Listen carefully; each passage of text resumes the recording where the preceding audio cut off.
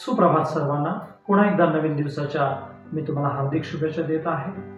आणि आज आपण आठवण करूया की हा जो नवीन दिवस आहे तो केवळ तुमचा माझा जो दयाळू आणि कृपाळू देव आहे त्याच्या कृपेनुसार, त्याच्या दयेनुसार आज आपल्याला हा दिवस त्याने दाखवलेला आहे। आज विशेष एका विषयाकडे मी तुमचं लक्ष वेधत आहे, तो म्हणजे जो तुमचा माझा परमेश्वर आहे तो तुमचा माझा मेंढपाळ आहे। कारण दावीद राजा स्तोत्रसंहिता याचा 23व्या अध्यायामध्ये दावीद राजा त्याचा अनुभव सांगत आहे।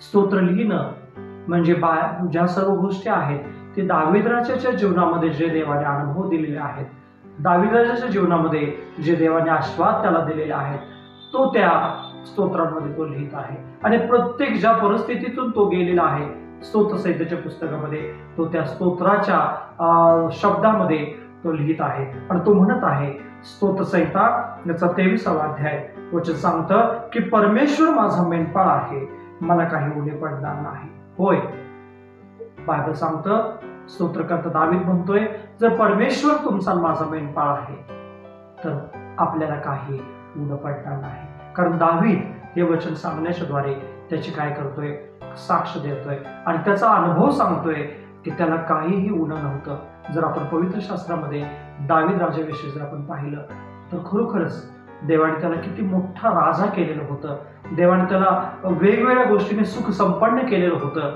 आशीर्वादित केलेलं होतं, फलद्रूप केलेलं होतं। आज हे आपल्याला पाहायला मिळतंय।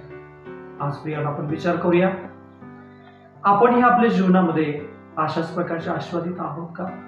आणि खरोखरच आपण म्हणतोय का की परमेश्वर माझा मेंढपाळ आहे, मला काही उणं पडणार नाही?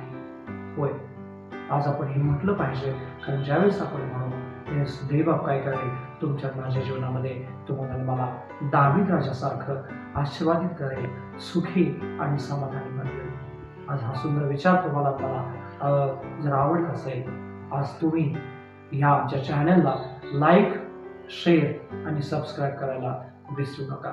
देवबाप तुम्हाला विशेष प्रकारचा आशीर्वाद देव। आमेन।